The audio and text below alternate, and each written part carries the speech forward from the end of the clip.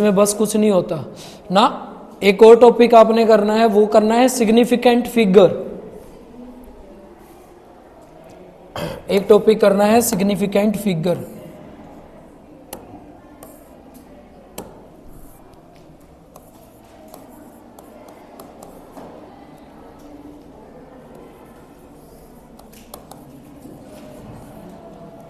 Oscillation. Oscillation में हल्का सा बेसिक आज हम शुरू करेंगे, और बेसिक भाई बहुत जरूरी है बेटा जी इसका, जिसमें हम सबसे पहले स्टडी करने वाले हैं पीरियोडिक मोशन को। ठीक है, पीरियोडिक मोशन समझ में आता है तो ऑसिलेशन आपको समझ में आ जाता है। पहली बात तो वेव के लिए एक छोटा सा प्रिंसिपल जान लेते हैं, वेव थ्योरी। वेव थ्योरी क्या थी? एक जिसने इसके बारे में बताया, फर्स्टली जब इसके बारे में पता चला और इसको बताना स्टार्ट किया, तो हार्ट्ज नाम के एक साइंटिस्ट ने क्या किया कि वो एक कहीं पे ना एक तालाब के किनारे बैठा हुआ था, जहां पे एक ऐसे लेवल था तालाब का, यूं, ठीक है। और इसके बाहर बैठा बैठा वो कोई विचार विमर्श कर रहा था अपना, भाई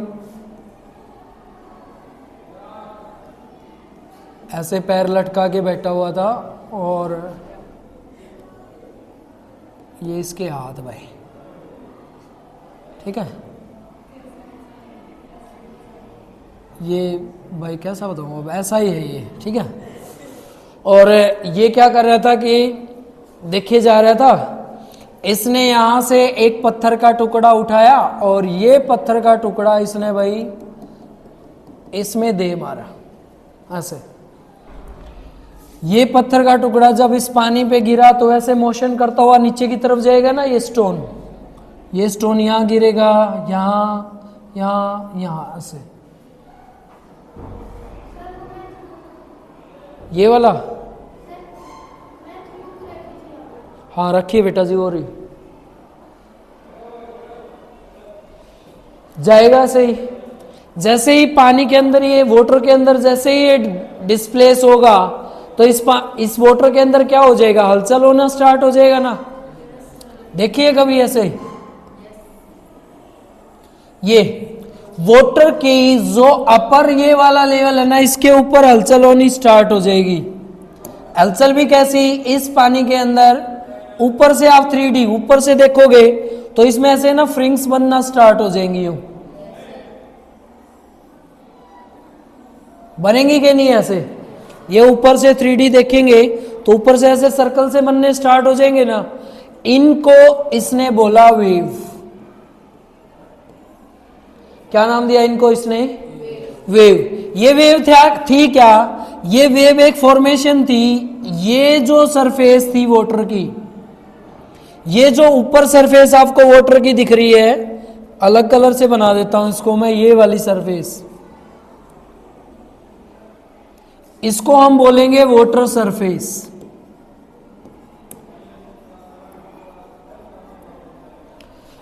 इस सरफेस के दोनों तरफ, इस तरफ भी और इस तरफ भी, जैसे मान लीजिए ये पूरी एक सर्कल है जो वेव का बना हुआ है, और ये इसमें से क्या जा रही है, सरफेस ऐसे है ये अभी फिलहाल। तो इस सरफेस के कुछ वेव इधर है, कुछ इधर है ना बीच में। इसको हम अगर ऐसे कर दे तो कुछ ऊपर है और कुछ नीचे। जो ये अपर फॉर्म ऊपर की तरफ जा रही है, इनको बोलते हैं क्रस्ट। और जो नीचे की तरफ रिप्रेजेंट कर रखी है, इसको क्या बोलेंगे? ट्रफ। क्या बोलेंगे? ट्रफ। क्रस्ट एंड ट्रफ की फॉर्म में जब भी कोई भी वाइब्रेशन होता है, उसी को हम क्या बोलते हैं? वेव। वेव क्या है? एक मोशन है इन विच पार्टिकल या एनीथिंग, कुछ भी ले सकते हैं, भाई वाटर पार्टिकल थे तो मैं पार्टिकल ही ले लेता हूं, पार्टिकल वाइब्रेट या motion crest to trough is called wave. उसने इसको क्या नाम दे दिया? वेव नाम दे दिया बेटा जी। और इससे ये पता चला कि पूरे यूनिवर्स में जो भी फॉर्मेशन है ना सिस्टम की, ये तो लिक्विड का एग्जांपल था, पूरे स्ट्रक्चर के लिए जो मोशन रहता है वो मोशन सारा का सारा किस टाइप का रहता है? वेव का। जो लाइट से वेव आएंगी ना उनको फिर वेव लाइट बोल दिया गया। ये किसकी वेव है? वाटर की वेव है। तो ये वो वेव किसकी है? वाटर की। अगर यही वेव लाइट में होती तो लाइट की, फायर की होती तो फायर की, सबकी डिफरेंट डिफरेंट हम उसमें स्टडी किया और हमारी यहां से थ्योरी चलनी स्टार्ट हो गई, जिसमें हमने इस पूरे स्ट्रक्चर को, ट्रफ और क्रस्ट को एक्सप्लेन करना है। ठीक है, अब देखिए ध्यान से देखिए, ये बता क्या रहा है? ये बताना ये चाह रहा है, एक छोटा सा एग्जाम्पल हम लेते हैं। हमने ली एक रस्सी, एक रोप, और इसके दो टर्मिनल से बांध दिया ऐसे। इसको हमने नीचे की तरफ खींच लिया यूं। इसको मैं छोड़ूंगा तो ये क्या होगा? ऐसे ऊपर की तरफ भी जाएगा, फिर नीचे की तरफ आएगा, फिर ऊपर की तरफ जाएगा, फिर नीचे की तरफ आएगा, फिर ऊपर की तरफ, और ये फिर वापस से क्या हो जाएगा? स्ट्रेट हो जाएगा ना। तो जो भी आपका पहले खींचा गया था और मैक्सिमम तक गया था, पहली बार जब हमने इसको खींचा था और मैक्सिमम ये हाइट तक गया था या मैक्सिमम डेप्थ तक गया था, इसको हम लिखेंगे किससे? अल्फा से। किससे लिखेंगे? अल्फा। कैसे बनाते हो अल्फा आप लोग? वैसे बना लेना, ऐसे। ठीक है, क्या बोलेंगे इसको? अल्फा। अल्फा है क्या चीज? एम्पलीट्यूड। क्या है ये? आपसे पूछेगा व्हाट इज एम्पलीट्यूड। एम्पलीट्यूड होता क्या है भाई साहब? Maximum height. किसी भी पार्टिकल की, वेव की थ्योरम में मैक्सिमम जो हाइट रहती है उसी को हम क्या बोलते हैं? एम्पलीट्यूड।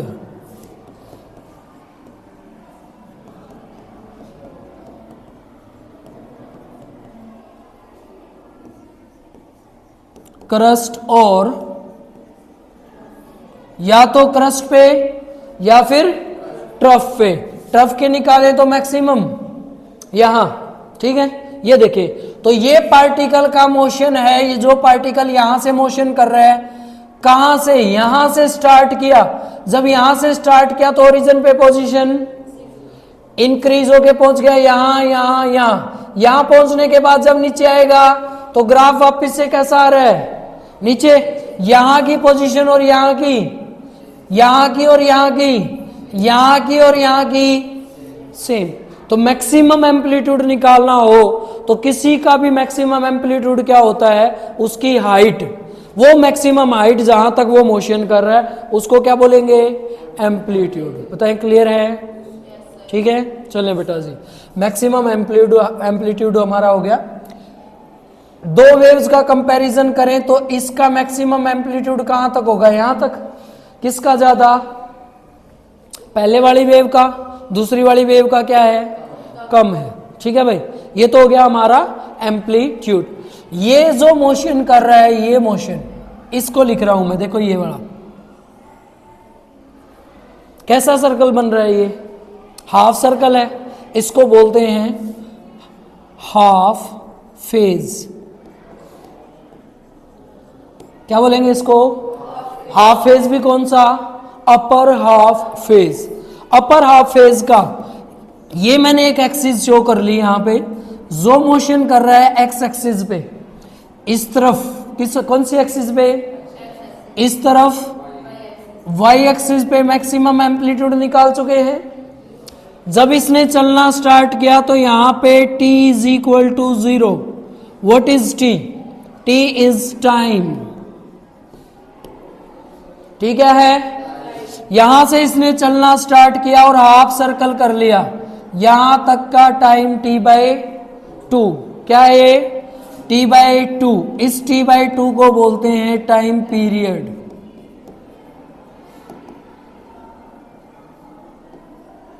टाइम पीरियड, क्या बोलेंगे इसको, टाइम पीरियड। रिप्रेजेंट करेंगे किससे, टी बाई 2 से।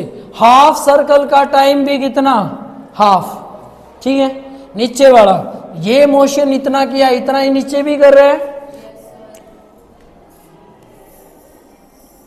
कंप्लीट सर्कल, इसको क्या बोलेंगे, lower half phase, lower half phase. Lower half phase ये है, अपर हाफ फेज ये है। इसका टोटल हमें निकालना हो टाइम पीरियड, तो इतना ही टाइम पीरियड ऊपर वाले का और इतना ही टाइम पीरियड है, और दोनों का लिखें तो कितना हो जाएगा, total time period t/2 plus t/2, complete circle का टाइम पीरियड, हाफ सर्कल का टाइम पीरियड t/2। क्लियर है। नेक्स्ट, इसका एक्सेलेरेशन पार्टिकल का हाफ फेज एक्सेलेरेशन कुछ ना कुछ होगा, लेकिन अगर कंप्लीट सर्कल का एक्सेलेरेशन पूछा जाए तो a = 0। हमेशा कंप्लीट किसी भी सर्कल का एक्सेलेरेशन क्या होता है भाई, होता ही 0। देखो यहां से इसने शुरू किया घूमना, ऐसे घूमते घूमते वापस यहीं आ गया ना, और जहां पे आ गया डिस्प्लेसमेंट कितना, और 0 बाई में कुछ रख लो, 0 ही तो हुआ, तो एक्सेलेरेशन क्या हो जाएगा, 0। ठीक है, पर ये डायग्राम ऐसे नहीं बनाते, इस डायग्राम को हम ऐसे रिप्रेजेंट करते हैं, upper half phase, lower half phase, इसको बोलते हैं बेटा जी वेव। किसका मोशन है, वेव मोशन, किसका, पार्टिकल का। चले, ये पार्टिकल यहां से चलना स्टार्ट किया, मैक्सिमम एम्पलीट्यूड पे पहुंचा, फिर मिनिमम पे आ गया, फिर मैक्सिमम पे पहुंचा, फिर मिनिमम पे आ गया। ये कितना टाइम पीरियड लेगा, यहां तक, यहां तक, यहां तक कितना लेगा, ठीक, कितना लेगा। अगर पूछे इसका कितना, t/2, पूछे इसका कितना, t/2, टोटल का पूछे कितना, ठीक, क्लियर है। सेकंड, नेक्स्ट भाई, यहां पे एक एंगल भी बन रहा है, किसके बीच में, मोशन पार्टिकल और सरफेस के बीच में, जो हमने पैरेलल सरफेस ली थी उसके बीच में। इस एंगल को हम रिप्रेजेंट करते हैं ओमेगा टी से। किससे रिप्रेजेंट करेंगे इसको, ओमेगा टी से। तो ओमेगा क्या है उसको पढ़े, omega is equal angular velocity. इसमें जो पार्टिकल मूव करेगा वो किस वेलोसिटी से करेगा, angular velocity. Omega is equal to 2π/t। Omega किसके बराबर है, 2π/t। कैसे है भाई बराबर, वो निकालना है। ओमेगा पहले थीटा, एंगल निकालें तो थीटा इज इक्वल टू किसके बराबर होता है, होता है कि नहीं, एंगुलर में चेंज कर रखा है इसको, और angular theta, theta is equal to displacement by में टाइम, डिस्प्लेसमेंट बाय में टाइम, किसका फॉर्मूला, वेलोसिटी का, तो वही तो लिख रखा है, एंगुलर वेलोसिटी। टाइम कितना निकालो बेटा जी, ये भी फॉर्मूला वैसे याद रख लेना, लिख लेता हूं मैं यहाँ पे। थीटा इज इक्वल टू किसके बराबर होता है, L/, हाफ फेज। मैं हाफ फेज का एंगल पूछ रहा हूं आपसे, ये हाफ फेज, इसका एंगल कितना होगा, आधे सर्कल का पाई होगा, पाई इज इक्वल टू कितना होगा कि नहीं। अगले हाफ का बताएं, इसका पाई होगा, कितनी वैल्यू, ये क्या है, ऊपर वाली फॉर्म को क्या बोलते हैं, वेव को क्रस्ट, नीचे वाली को क्या बोलेंगे। अगर मैं दोनों का टोटल एंगल निकाल दूं तो कंप्लीट सर्कल का किसके बराबर, 360। 360 को क्या लिख सकते हैं, और मेरे को ये बताएं हाफ एंगल को कवर करने के लिए कितना टाइम, अगले हाफ को कवर करने के लिए कितना टाइम, और पूरे को कवर करने के लिए कितना टाइम, टी। ये एंगल बाय में ये थीटा ओमेगा बन गया कि नहीं, बन गया, लेकिन मैंने तो इसको ओमेगा टी नाम दिया है। इसको नाम क्या दिया है मैंने, ओमेगा टी। तो ओमेगा टी देना भी कोई बड़ी बात नहीं है, ये टी को इधर ले जाए तो 2 पाई क्या है, एक एंगल है क्या नहीं, कंप्लीट एंगल है ना। और एंगल को ही मैंने किसके बराबर लिख दिया, ओमेगा टी के बराबर लिख दिया। ठीक है, तो ये इसके बराबर रहेगा। इसको बोलते हैं एंगुलर वेलोसिटी। एंगुलर वेलोसिटी इसलिए ली है, every particle move with A angular velocity. ठीक है, नेक्स्ट बेटा जी, फ्रीक्वेंसी। इसके अंदर फ्रीक्वेंसी क्या है, पहली बात तो फ्रीक्वेंसी को रिप्रेजेंट करेंगे स्मॉल एफ से। किससे लिखेंगे, फ्रीक्वेंसी होती है F is inversely proportional 1/t। 1/t की इनवर्सली प्रोपोर्शनल क्या बोलेंगे इसको, फ्रीक्वेंसी। तो फॉर्मूला बोल दे बेटा जी, एंगुलर फ्रीक्वेंसी क्या हो जाएगी,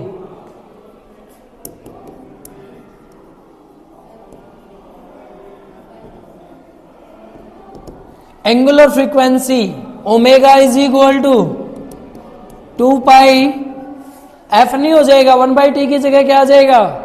तो ये रहेगा आपका एंगुलर फ्रीक्वेंसी के लिए। भाई फ्रीक्वेंसी क्या है फिर, ये है क्या चीज, अरे ये वही है जो टाइम पीरियड के अपोजिट रिलेशन कर रही है। ठीक है, लेकिन क्या ये वेलोसिटी है ना, वेलोसिटी नहीं है। क्या ये वेलोसिटी है, वेलोसिटी नहीं है। वो आपको रिलेशन में धीरे धीरे समझ आ जाएगा ये क्या काम करती है। तो दो फॉर्मूले तैयार हो गए, omega is equal to 2 pi by T, और फ्रीक्वेंसी के लिए क्या आ गया, omega is equal to 2 pi F. बताएं, इतना क्लियर है सभी को। चलें आगे, चलें बेटा जी, कंप्लीट वेव ग्राफ बना रहा हूं मैं, ध्यान से देखना। एक पार्टिकल पूरी वेव करता हुआ जा रहा है ऐसे, ठीक है, आपकी तरफ यूं रिंग आ रही है, आपकी तरफ आ रही है। ये 3D देखते तो ऐसे मूव करती। ये क्या है, एक एक्सिस है, सरफेस है, इसको मैंने मान लिया एक्स एक्सिस। और एम्पलीट्यूड को किस एक्सिस पे ले रहे हैं, वाई पे। तो यानी कि अपर फेज को जब भी स्टडी करेंगे तो वाई एक डिस्प्लेसमेंट है जो कौन सी एक्सिस पे है, वाई एक्सिस के ऊपर, जिसकी वैल्यू होती है Y naught sine omega T. कितना डिस्प्लेसमेंट, इतना डिस्प्लेसमेंट इस एंगल के तहत। ठीक है, याद रखना ये इक्वेशन है किसके लिए, अपर हाफ फेज के लिए। तो इसको बोलते हैं वाई को फेज डिस्प्लेसमेंट या फेज डिस्टेंस आप इसको बोल सकते हैं। नीचे वाला जो है ना, अभी समझना है आपने, नीचे वाला इस एक्सिस पे नहीं है, ये तो पूरी फ्रिंग बना रहे ना। तो एक तो प्लेन टू द सरफेस होगी और एक सरफेस के अपोजिट डायरेक्शन में है, तो ये एक्स एक्सिस पे है। और लोअर जो हम फेस निकालेंगे इसको एक्स एक्सिस पे लेंगे, जो होगा एक्स नॉट ओमेगा टी, जिसमें ओमेगा टी क्या है, एंगल है। ओमेगा टी क्या है, एंगल है। 2 पाई के बराबर भी हो सकता है, टी की वैल्यू कुछ भी दे तो पुट करके वो हम पढ़ सकते हैं। तो ये इक्वेशन आपको ये ध्यान रखनी है, अपर फेज के लिए ये, लोअर फेज के लिए ये। ठीक है,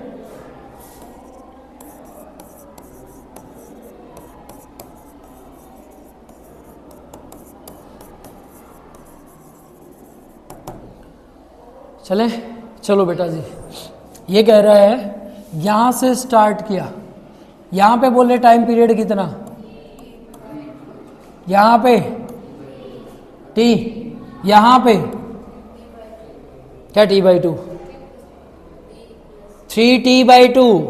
पूरा मत बोलो अब, अरे ये t/2, ये t/2, ये t/2 और 3 टाइम t/2, 3 इंटू t/2 तो 3t/2। ये बोले अब 40/2, 40 बाय कितना हो जाएगा, 2t नहीं हो गया, अरे टी ये अगला टी ये अगला बताएं, ये वाला 1 प्लस हो जाएगा। कितना बोल दिया करो जल्दी जल्दी से, कितने हो गए, 5 हो गए, तो 5t/2 ऐसे याद रख लो, 5t/2। अगला बताओ, ये कितना हो जाएगा, ठीक है, ठीक है भाई। ये है, इनको क्या बोलते हैं, टी टी टी, ये जो बनाए हैं हमने टाइम पीरियड, क्या बोलेंगे इनको, इसकी जरूरत है। क्या हर जगह टाइम पीरियड सेम है, क्या नो सर, सेम तो है। इसका और इसका पढ़ना कितना है, इसका और इसका, इसका और इसका सेम तो है। अक्सर डिजिट अलग लिखने से वो अलग नहीं होता है, अलग होता है उसके बीच का डिफरेंस निकालने से।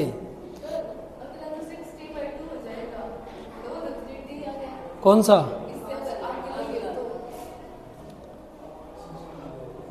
ना, 3T आ तो गया, ये 7 आएगा अगला, तो 6 तो यहाँ कंप्लीट हो गया, 7 आएगा बेटा जी। हाँ 7T/2, फिर 8 हो जाएगा, फिर 9T/2। भाई कंफ्यूज ना किया करो, ऐसा ही आता है, थोड़ा बहुत भूल जाऊंगा मैं। चलो अब हमें हर फेज का टाइम पीरियड क्या है, सेम। टाइम पीरियड सेम है तो हर फेज के बीच में डिस्टेंस भी क्या होगा, यहां से यहां तक का डिस्टेंस, इसको लिखते हैं लैम्डा। और लैम्डा क्या होती है,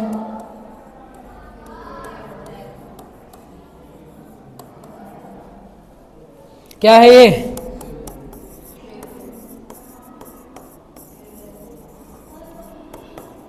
वेवलेंथ क्या बन गया तो हमारे पास, डिस्टेंस किसके बीच का, दो फेज के बीच का।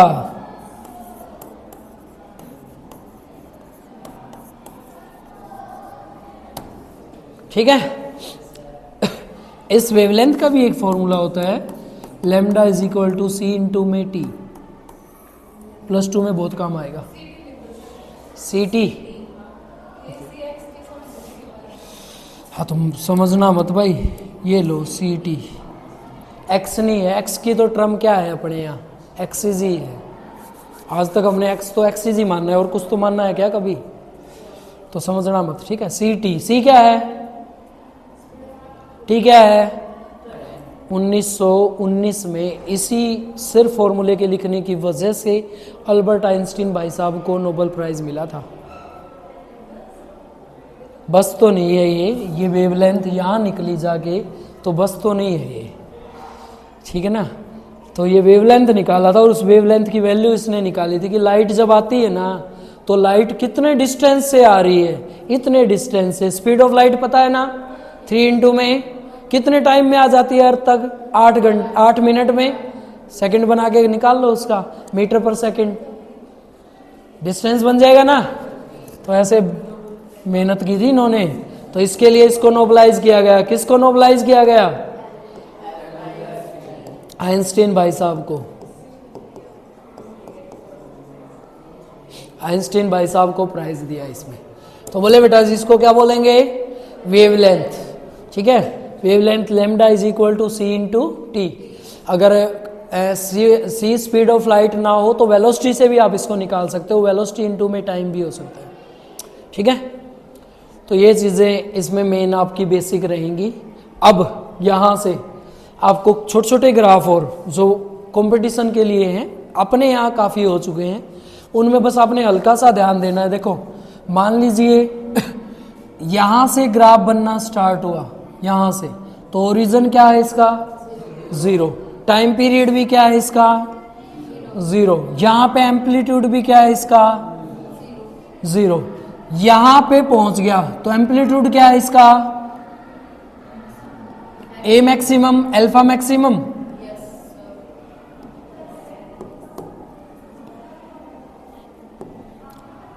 Alpha maximum. यहां का टाइम पीरियड कितना है,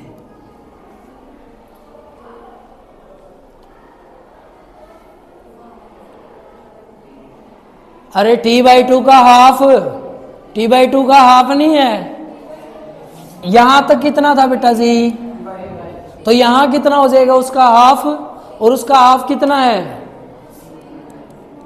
ये निकालना आपको आना चाहिए, इसमें बड़ी जरूरत पड़ेगी इनकी, ठीक है। अब बताएं टाइम पीरियड हो जाएगा, निकाल लोगे। ये है, अब आप लोग बताना है टाइम पीरियड। ये आपके पास एक्सिस है, एक्स एक्सिस, ये क्या आ गया इस तरफ, ये बन रही है इसके ऊपर वेव ना, नहीं बन रही।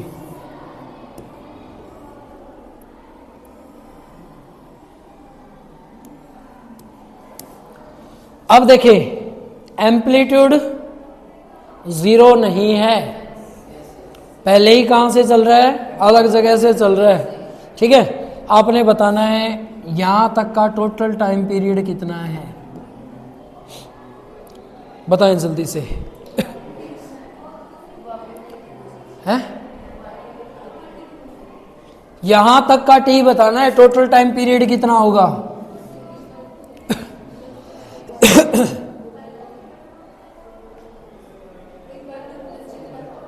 तो कितना होगा यहां पे, मैक्सिमम एम्पलीट्यूड पे कितना होता है। हाँ तो बस फिर बताएगा कौन, आपको आपने बताना है। यहां पे टाइम पीरियड कितना भाई, अब t इज इक्वल टू 0 नहीं है। ठीक है, यहां पे t/4 और यहां से यहां तक का कितना, t/2 प्लस t/4, t/6 नहीं, सोल्व करके देख लेना बेटा जी। t/4 plus t/2 is equal to LCM, 4 से काटा तो t plus 2t is equal to 3t/4। ठीक है, परेशानी होती है बस यही, और कुछ नहीं है। देख के आपने जज नहीं करना जब तक आप इसको सोल्व नहीं कर सके। ऑप्शन में मिलेगा पहला ही ऑप्शन t/6, आप लगा के आओगे, आके बताओगे भी कि सर हमने तो कर दिया, जाते ही समझ आ गया था, पहले ही झटके में मिला ऑप्शन और फट से कर दिया। मैं बोलूँगा बेटा जी आप तो बहुत गलत करके आए हो। ठीक है, तो ध्यान रखना है, सॉल्यूशन से करना है। बताओ क्लियर है क्या। ये है आपका आज का बेसिक, वेव थ्योरी कैसे चली। ठीक है, और उसके बाद वेव्स बनी कैसे। तो वेव क्या होती है वो समझ आई, किसी भी पार्टिकल का रेगुलर मोशन होता है। ठीक है, तो कल से हम पहला टॉपिक स्टार्ट कर देंगे जिसका नाम है पीरियोडिक मोशन। पीरियोडिक मोशन में भी आपको समझ आ गया, पीरियड समझ में आ गया। टाइम पीरियड, टाइम पीरियड का मतलब क्या है, देखो आप ध्यान से। अब टाइम पीरियड वो है जो रेगुलर हर डिस्टेंस पे सेम है। इतनी वेवलेंथ पे टाइम t/2, इतनी वेवलेंथ पे t/2, अगली वेवलेंथ पे भी जहां सेम रहेगा ना उसको बोलते हैं पीरियोडिक मोशन। जहां पे टाइम पीरियड सेम रहता है सेम डिस्टेंस के बाद, जैसे कि अर्थ सन का चक्कर कितने टाइम पीरियड में लगाती है, अर्थ सन का चक्कर कितने टाइम पीरियड में लगाती है। अरे 1 साल में लगाती है, 365 दिन में लगाती है कि नहीं। अगले साल, अगले साल, अगले साल, अगले साल क्या चेंज होता है, सेम टाइम पीरियड। टाइम की यूनिट है ये 365 दिन या 1 साल हम बोल रहे हैं, और इतने टाइम में लगा रही है तो सेम मोशन हो रहा है कि नहीं, इसको बोलते हैं पीरियोडिक मोशन। ठीक है, और ऑक्सिलेटरी मोशन थोड़ा अलग होता है, वो पढ़ेंगे कल। तो आज आपने ये बेसिक पढ़ के आना है, सारा का सारा इस चैप्टर का बेसिक हल्का सा। ठीक है।